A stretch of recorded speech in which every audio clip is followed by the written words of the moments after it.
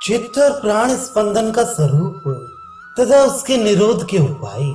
श्री वशिष्ठ जी कहते हैं, श्री राम जैसे रात्रि में जलती हुई लुकाठी को गोल घुमाने से अग्नि में चक्र असत होते हुए भी सत सा दिखाई पड़ता है, वैसे ही चित्त के संकल्प से असत जगत सत सा दिखाई पड़ता है। जैसे जल के चारों ओर घूमने से जल के पृथक गोल नाभि के आकार का आवर्त अर्थात भंवर दिखाई पड़ता है, वैसे ही चित्त के संकल्प विकल्प से जगत दिखाई पड़ता है। जैसे आकाश में नेत्रों के दोष से असत मोर के पंख और मोती के समूह सत्य से दिखाई पड़ते हैं, वैसे ही चित्त के संकल्प से असत जगत सत्य सा दिखाई पड़ता है। रघुनंदन जैसे शुक्लत्त और हिम जैसे तिल और तेल जैसे पुष्प और सुगंध तथा जैसे अग्नि और उष्णता एक दूसरे से मिले हुए और अभिन्न रूप हैं, वैसे ही चित्त और संकल्प एक दूसरे से मिले हुए और अभिन्न रूप हैं। उनके भेद की केवल मिथ्या कल्पना की गई है। चित्त के विनाश के लिए दो उपाय शास्त्रों में दिखलाए गए हैं, एक योग और दूसरा ज्ञान। चित्त वृत्ति का निरोध योग है और परमात्मा का यथार्थ अपरोक्ष साक्षात्कार ही ज्ञान है। श्री राम जी ने पूछा, ब्रह्म प्राण और अपान के निरोध रूप योग नाम की किस युक्ति से और कब मन अनंत सुख को देने वाली परम शांति को प्राप्त करता है? श्री वशिष्ठ जी ने कहा, श्री राम जैसे जल पृथ्वी में चारों ओर से प्रवेश करके व्याप्त होता है, वैसे ही इस देह में विद्यमान असंख्य नाड़ियों में चारों ओर से जो वायु प्रवेश करके व्याप्त होता है वह प्राण वायु है। इस बंधन के कारण भीतर क्रिया के वह चित्र को प्राप्त हुए उसी प्राण वायु के अपान आदि नामों की योगी विवेकी पुरुषों ने कल्पना की है। जैसे सुगंध का पुष्प तथा शुक्लता का हिम आधार है, वैसे ही चित्त का यह प्राण आधार है। प्राण के स्पंदन से चित्त का स्पंदन होता है और चित्त के स्पंदन से ही पदार्थों की अनुभूतियां होती हैं। जिस प्रकार जल के स्पंदन से चक्र की तरह गोल आकार की रचना करने वाली लहरें उत्पन्न होती हैं, चित्त का स्पंदन प्राण स्पंदन के अधीन है। अतः प्राण का निरोध करने पर मन अवश्य निरुद्ध हो जाता है। यह बात वेद शास्त्रों को जानने वाले विद्वान कहते हैं। मन के संकल्प का अभाव हो जाने पर यह संसार विलीन हो जाता है। श्री राम जी ने पूछा, महाराज देह रूपी घर में स्थित हृदय आदि स्थानों में विद्यमान नाड़ी रूपी छिद्रों में निरंतर संचरण करने वाले तथा मुख नासिका आदि छिद्रों में निरंतर गमन आगमनशील प्राण आदि वायुओं का स्पंदन कैसे रोका जा सकता है? श्री वशिष्ठ जी ने कहा, श्री राम शास्त्रों के अध्ययन सत्पुरुषों के संग वैराग्य और अभ्यास से सांसारिक दृश्य पदार्थों में सत्ता का अभाव समझ लेने पर चिरकाल पर्यंत एकतांता पूर्वक अपने इष्ट देव के ध्यान से और एक सच्चिदानंद घन परमात्मा के स्वरूप में स्थिति के लिए तीव्र अभ्यास से प्राणों का स्पंदन निरुद्ध हो जाता है। सुखपूर्वक रेचक पूरक और कुंभक आदि प्राणायामों के दृढ़ अभ्यास से तथा एकांत ध्यान योग से प्राण वायु निरुद्ध हो जाता है। ओंकार का उच्चारण और ओंकार के अर्थ का चिंतन करने से बाह्य विषयों के ज्ञान का अभाव हो जाने पर प्राण वायु का स्पंदन रुक जाता है। रेचक प्राणायाम का दृढ़ अभ्यास करने से विशाल प्राण वायु के बाह्य आकाश में स्थित हो जाने पर नासिका के छिद्रों को जब प्राण वायु स्पर्श नहीं करता तब प्राण वायु का स्पंदन रुक जाता है। इसी का नाम वाह्य कुंभक प्राणायाम है।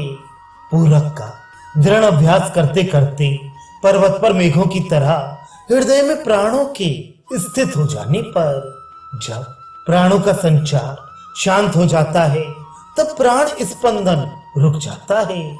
इसी का नाम आभ्यंतर कुंभक प्राणायाम है।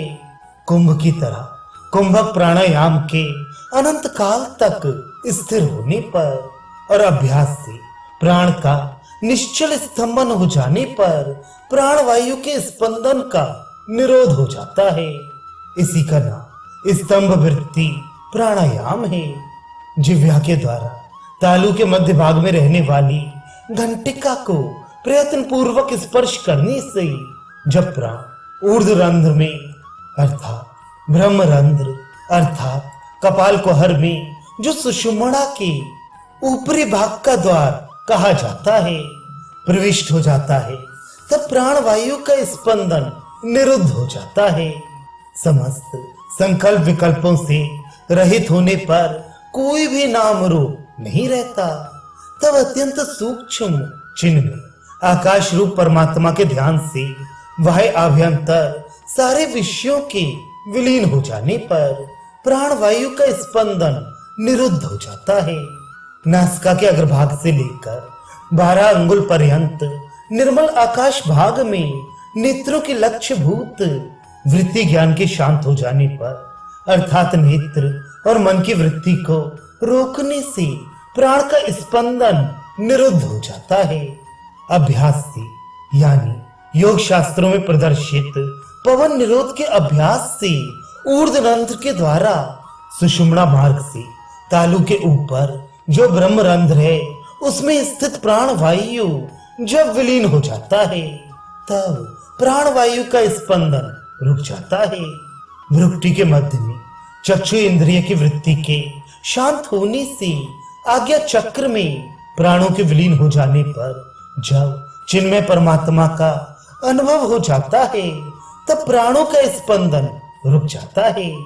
ईश्वर के अनुग्रह से तुरंत उत्पन्न हुए दृढ़ीभूत तथा समस्त विकल्प अंशों से रहित परमात्म ज्ञान के हो जाने पर प्राणों का स्पंदन निरुद्ध हो जाता है। मननशील श्री राम जी हृदय में स्थित एकमात्र चिन्ह में आकाश स्वरूप परमात्मा के ज्ञान से विषय वासना के अभाव से और मन के द्वारा परमात्मा का निरंतर ध्यान करने से प्राणों का स्पंदन निरुद्ध हो जाता है। श्री रामचंद्र जी ने पूछा, ब्राह्मण इस जगत में प्राणियों के उस हृदय का स्वरूप क्या है जिसमें ये सब दर्पण में प्रतिबिंब की तरह स्फुरित होता है। श्री वशिष्ठ जी ने कहा, श्री राम इस जगत में प्राणियों के 2 प्रकार के हृदय हैं, एक उपादेय और दूसरा है। अब तुम इनका विभाग सुनो। यथा रूप से परिच्छिन्न इस देह में वक्ष स्थल के भीतर शरीर के एक देश में स्थित जो हृदय है उसे तुम हे हृदय जानो।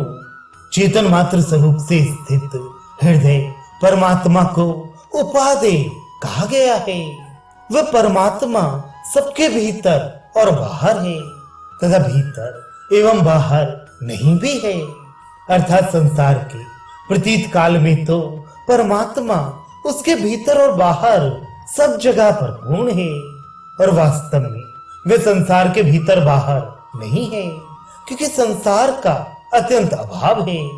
अतः परमात्मा ही अपने आप में नित्य स्थित है।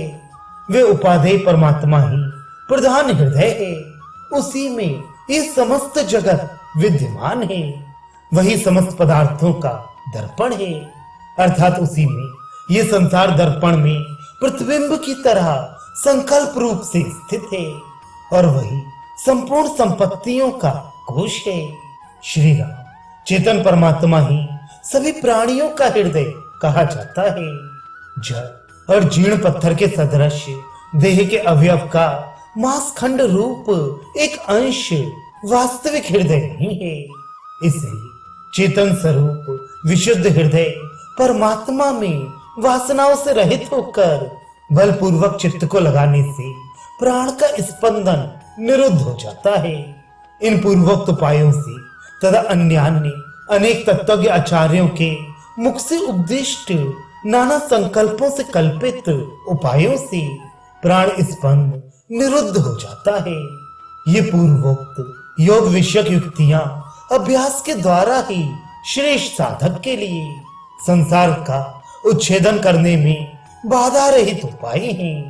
भ्रू, नासिका, तालु संस्थान तथा कंठाग्र प्रदेश से लेकर 12 अंगुल परिमित प्रदेश में अभ्यास से प्राण लीन हो जाता है, अर्थात प्राणों का निरोध हो जाता है। अभ्यास से ही पुरुष आत्मा राम, वीत शोक तथा परमात्मा की प्राप्ति रूप भीतरी सुख से पूर्ण होता है। उस परम पद रूप परमात्मा में ये समस्त जगत विद्यमान है, उससे यह सब उत्पन्न हुआ है। वे समस्त जगत का स्वरूपभूत है और वे इस जगत के चारों ओर विद्यमान है, किंतु वास्तव में उसमें ना तो ये दृश्यमान समस्त जगत विद्यमान है, ना यह उससे उत्पन्न हुआ है और न जगत उसका स्वरूप ही है। वास्तव में इस प्रकार का जगत है ही नहीं। प्रत्युत परमात्मा स्वयं ही अपने आप में स्थित है। श्री राम, जो महाबुद्धिमान ज्ञानी महात्मा पुरुष सारी सीमाओं के अंतर रूप उस परम पद का अवलंबन करके स्थित रहता है, वे स्थित प्रज्ञ तत्ववेत्ता जीवन मुक्त कहलाता है।